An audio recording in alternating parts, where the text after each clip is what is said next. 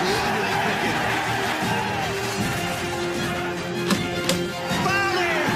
England and Wales will this summer host the ICC Champions Trophy.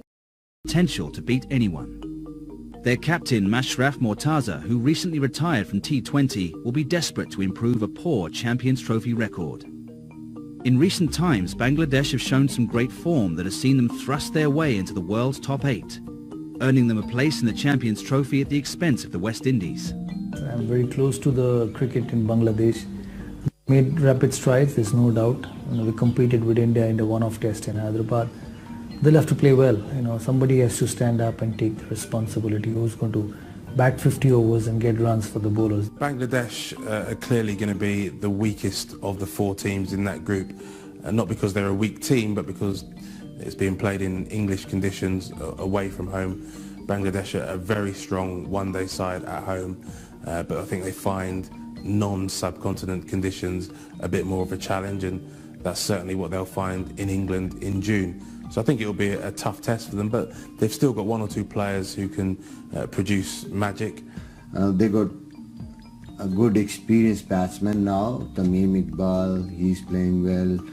Shakib there, Mushfiqur Rahim there, Mahmoodullah, they're all experienced now. Shabir coming in and performing. Well, Tamim Iqbal at the top of the order is a real threat for Bangladesh. He can get the innings off to a good start. He can really set the tempo and push opponents onto the back foot. And he's also developed that consistency which maybe he didn't have earlier in his career. That's an excellent shot from Tamim Iqbal, who likes getting on the front foot. The batsmen will have to take responsibility. The likes of Tamim Iqbal, Shakib Al Hasan, Mushfiqur, Mahmoodullah, those players will have to stand up and get big runs. One player likely to shoulder that responsibility is Shakib Al Hasan, one of Bangladesh's top talents. His cool temperament and impressive stroke play will be crucial. Wonderful shot from Shakib Al Hasan. They did well in the World Cup in Australia. They surprised a few big teams, and they did because they batted well. They turned us over in Adelaide at the World Cup and have some really young, talented cricketers coming through. Bowled him, full and straight. The Bangladesh Tigers have knocked the England Lions out of the World Cup. One of the greatest days in Bangladesh cricket history. One of the lowest points in English history. Bangladesh's development probably over the last 5 to 6 years, they've shown a huge amount of consistency. I think in recent times where they've gone a string of home series wins, I think has brought them up above most of the teams, to make what's normally probably an easy game maybe 10 years ago is a seriously competitive game. Okay, when you talk about England conditions, the edge is with England, Australia and New Zealand, but still I believe Bangladesh could be competitive there. It's certainly going to be a weakness for Bangladesh that they're playing in really quite unfamiliar conditions. They haven't toured England for a while, and they're very probably going to have to face the moving ball, which traditionally their batsmen have struggled against. So it'll be interesting to see how they deal with that. Bangladesh is playing some good cricket, and they have been very consistent. Really impressed with their form, the way they are playing. One of the best fielding sides for me is in Champions Trophy is Bangladesh. No timing on that one. It's going to carry and safely taken.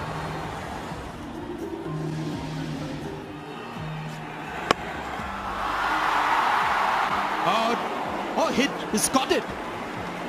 Absolutely brilliant. Here's another one for the top 10. I don't know whether they have got the squad in them to go the distance, even to the knockouts, but as I said, they can surprise anyone. They have a decent bowling, their spinners are good, the fast bowlers run in. They'll look to quite a decent seam bowling attack where they get some reverse swing and they have some unpredictable bowlers. Joining the vastly experienced captain Mashraf Mortaza in the seam attack will be the young rising star Mustafizur, who has shown a lot of early promise. Bowls him, swinging in, straight onto the stumps.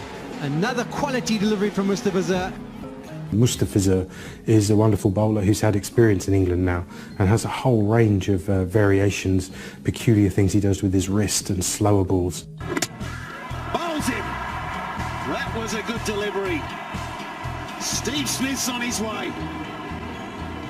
England, Australia and New Zealand will fancy their chances and hope that they can all beat Bangladesh and it'll be a shootout between the three of them. If Bangladesh manage to spring a surprise early on in that group, then it just completely throws your expectations up in the air and teams might have to just scrap their way to get out of the group. With such a fine line between the teams in Group A, the outcome is... With the clock fast ticking towards the first ball of the tournament, this year's victor is tougher to call than any other. And with every team now covered, one question still remains.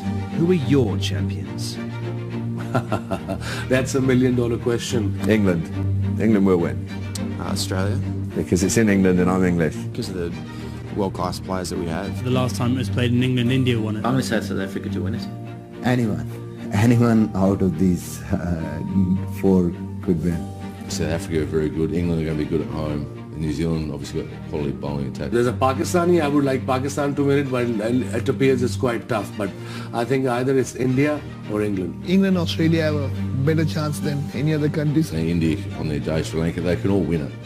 It's just who plays well under pressure day in, day out. South Africa looks always good, but they couldn't finish it every time. New Zealand's cricketing depth right now is probably the best I've ever seen it. I think England, Australia, New Zealand, South Africa. You know, South Africa will have to surely win a big event soon. You know, they've got too much talent. Australia in those big tournaments always seem to produce the goods no matter how strong or weak they are. England right now are playing some incredible one-day cricket. I really like the look of their squad, young, exuberant, multi-talented. Even the likes of Pakistan or India, you know, anybody can pull these victories off. India will always play great one-day cricket.